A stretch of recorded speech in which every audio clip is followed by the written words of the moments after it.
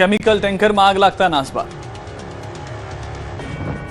ભડભડ સળગતા ટેન્કરના કારણે રોડ પર મચી ગઈ નાસભાગ। ધ બર્નિંગ ટેન્કરના દ્રશ્યો સુરતના છે, જ્યાંના સચિન વિસ્તારમાં કેમિકલ ભરેલું ટેન્કર રોડ પર પૂરપાટ દોડી રહ્યું હતું, ત્યારે કોઈ કારણોસર ટેન્કરની કેબિનમાં ધુમાડા નીકળવા લાગ્યા, જેથી સમય સૂચકતા વાપરી ડ્રાઈવર ટેન્કર સાઈડમાં પાર્ક કરી નીચે ઉતરી ગયો, જે બાદ ટેન્કરમાં આગ ભભૂકી હતી। થોડી ક્ષણમાં આગે વિકરાળ સ્વરૂપ ધારણ કરી લીધું। જોતજોતામાં આખું ટેન્કર બળીને ભસ્મ થઈ ગયું। ફાયર વિભાગ પહોંચે તે પહેલા જ ટેન્કર આગમાં રાખ થઈ ગયું હતું।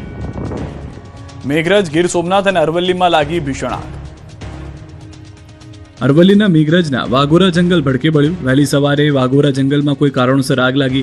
ભારે પવનને કારણે અને જંગલ સૂકું થઈ જતા આગે થોડી જ ક્ષણોમાં વિકરાળ સ્વરૂપ ધારણ કરી લીધું। આગ ઝડપથી પ્રસરતા નાસભાગ મચી ગઈ। આ અંગેની જાણ વન વિભાગને કરવામાં આવતા વન વિભાગની ટીમ દોડી આવી, પાણીનો મારો ચલાવ્યો। ભીષણ આગના કારણે વિશાળ વનરાજી બળીને ખાક થઈ ગઈ। ભારે જહેમત બાદ આગ કાબૂમાં આવી હતી। બીજી તરફ ગીર સોમનાથના કોડીનાર પાસેના દુધાણા ગામની સીમમાં શેરડીનું ખેતર ભડભડ સળગ્યું। વીજ લાઇનમાંથી તણખા પડતા અચાનક શેરડીનો પાક બળવા લાગ્યો। પવનના કારણે આગે વિકરાળ સ્વરૂપ ધારણ કરતા આસપાસના ખેતરો પણ આગની ઝપેટમાં આવી ગયા।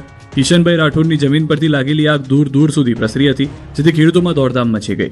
આગને કાબૂમાં કરવા પ્રયાસો કર્યા, પરંતુ ત્યાં સુધીમાં 4800 ટન શેરડીનો પાક બળીને ખાક થઈ ગયો। આગને કારણે 15 લાખથી વધુનું નુકસાન થયું છે। સાબરકાંઠાના ઈડરિયા ગઢના ડુંગરમાં અચાનક આગ લાગી। ગંભીરપુરા નજીક આવેલા ડુંગર પર ભભૂકી ઉઠેલી આગની જ્વાળાઓ દૂર દૂર સુધી નજરે પડી, જેને કારણે વિસ્તારમાં ભયનો માહોલ ફેલાયો હતો।